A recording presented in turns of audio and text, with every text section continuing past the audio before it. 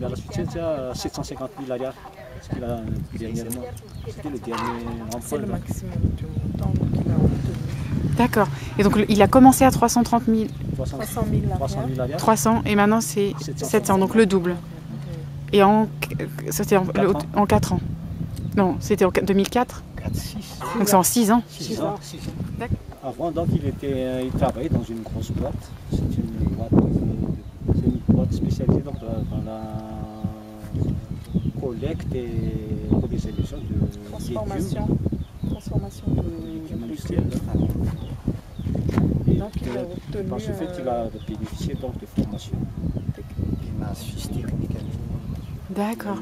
Mais aussi, le coffret aussi exige des qualités, des normes sur les produits. Donc ils doivent respecter le calibrage des haricots, tout ça. D'accord. Et vous avez une surface de combien d'hectares 2 hectares. D'accord.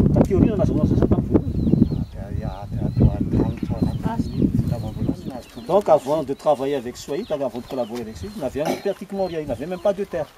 Cette terre, donc il l'a acquis seulement après. Il a acheté la terre avec près de Swahili.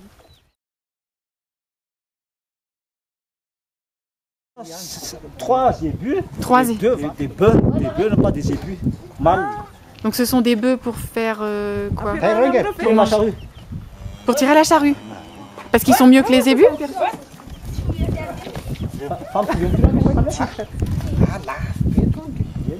C'est pas pareil, hein, c'est pas cher. C'est plus cher, mais oui. Mais alors, c'est pour la reproduction. On va d'accord. les croiser avec les épeux qui sont là. D'accord. Et puis aussi parce qu'ils sont beaucoup plus robustes. D'accord. Et après, il veut les vendre parce que j'imagine qu'au bout d'un moment, il y en aura. Non, ils vont les garder. C'est donc une des pratiques ici, d'avoir un patrimoine assez important pour le plaisir et pour laisser aussi aux héritiers après. Nous rentrons dans sa maison. Hop. Oups.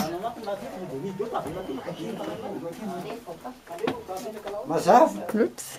Merci. C'est pas trop sombre. Ça va encore. Ah, il y a même la petite lumière, super. Et donc là, c'est sa chambre à lui avec sa femme? Oui.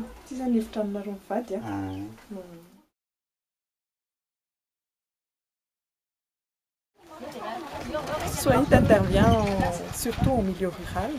On octroie des crédits aux paysans. Notre objectif, donc, c'est d'aider les paysans à améliorer leur activité génératrice de revenus. On intervient dans 3 régions en ce moment à Madagascar. Notre approche, c'est de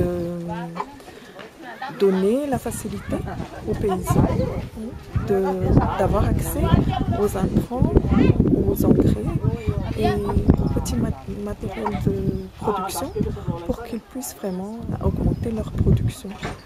C'est vraiment un coup de pouce pour aider les paysans à améliorer leurs conditions de vie.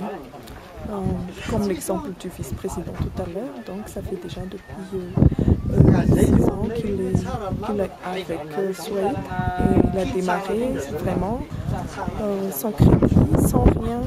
Il n'avait rien et maintenant il a 3 ébus de bœuf et 2 hectares de terrain. C'est un exemple, mais Swahili a déjà octroyé,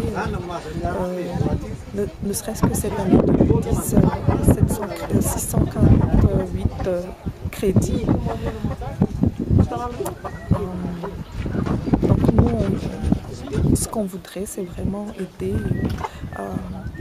à développer le milieu rural, qui est vraiment une condition de développement à Madagascar, parce que la majorité de la population à Madagascar vit en milieu rural. Depuis 2009, on a pu obtenir des subventions, principalement venant de l'État malgache, en équipement et puis en subvention de fonctionnement. Mais qui nous manque surtout, ce sont les fonds de crédit qui vont servir justement à octroyer plus de crédits, donc à faire bénéficier davantage de paysans les crédits. Et c'est ce qui va nous permettre également d'atteindre à terme notre autonomie de gestion, parce que ce sont les intérêts produits par notre activité de microcrédit qui va permettre de couvrir nos charges. Merci.